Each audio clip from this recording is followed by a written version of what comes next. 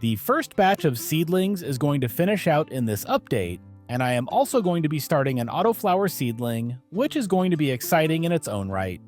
Welcome to the Hippie Geeks. Let's watch the new seedling pop, and by the end, we will take a look at the root system of these plants.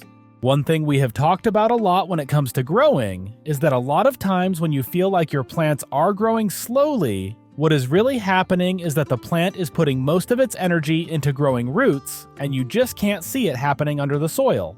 The neat thing about using a hydroponic system like this one is that you actually do get to see the roots and how they are growing, and even how much they grow from day to day.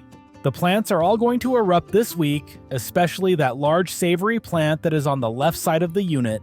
A bit of a spoiler alert, but it is going to have so much root growth by the time I remove it at the end of the video that I am going to have to cut the plastic basket off of it completely so that I don't damage the roots when I go to plant it. With the rest of them, I will be able to just pull them out of the buckets, but that is definitely something to watch out for if you want to use this to start seedlings. The other option is to just buy more of the plastic baskets and transplant the thing entirely, as you can buy extra baskets for these systems. I have actually placed an order for both the baskets and the foam plugs so that I can keep growing more in this unit, as I have really enjoyed the process so far. I initially wasn't sure how all of this was going to go, and before investing any more money into growing like this, I wanted to make sure that I was going to like it, and I really have. So many of you commented on our first videos about this unit telling me how much you liked it, and now I can see why. It has become especially useful here in Hawaii because I have had some really rotten luck with some of the seedlings that I have started here out in the garden so far.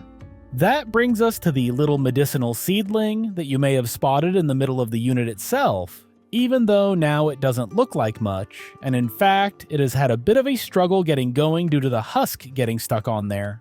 I did use the humidity dome to get it going, but that doesn't seem to have been enough to let it pop off the husk easily, so I ended up getting in there and carefully removing it myself.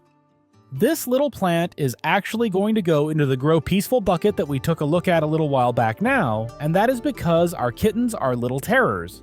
I had initially started our seedling in there right after that video went live, and things started out well. At some point in the next week, however, something came along and ripped the seedling out of the soil.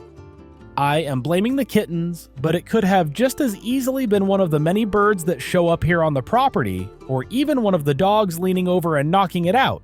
It doesn't really matter how it happened though, the little seedling got killed off, and I just haven't had time to deal with it again after that as we had friends visiting.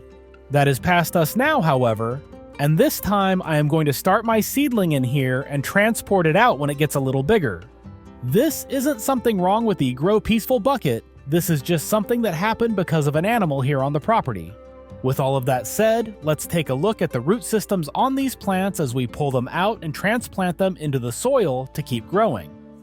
First up are 4 of the thyme seedlings that were on the right side of the unit, and you can see that one of them really went wild with root growth. It is also the largest of the 3 plants, which isn't surprising at all with the amount of roots that it has. You can also see a little bit of root mass sitting on the table there, and that actually came from the large savory that we are about to look at. This plant is an absolute monster, and by far saw the most growth out of all the plants in this first round of seedlings. As we have never grown savory before, we weren't sure what to expect, and when only 2 of them came up, I really wasn't expecting much. However, now that I have pulled it out of the unit, you can see just how much root growth there has been in there, and this is why I had to cut the plastic basket off of this one, as I wanted to do a minimal amount of damage to the plant before it got put into soil.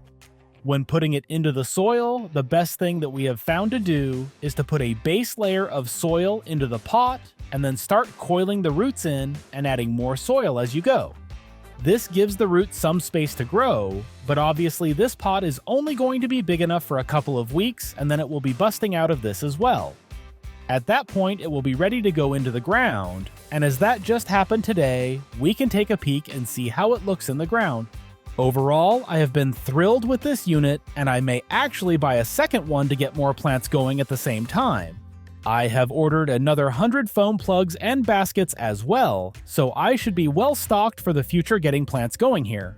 A big thank you to Spider Farmer for sending over the G12 indoor hydroponic grow system, and if you want to check out this unit or any of their other gear for yourself, make sure to click on the links to their website in the video description down below and use the discount code GEEKS at checkout to get 8% off your entire order.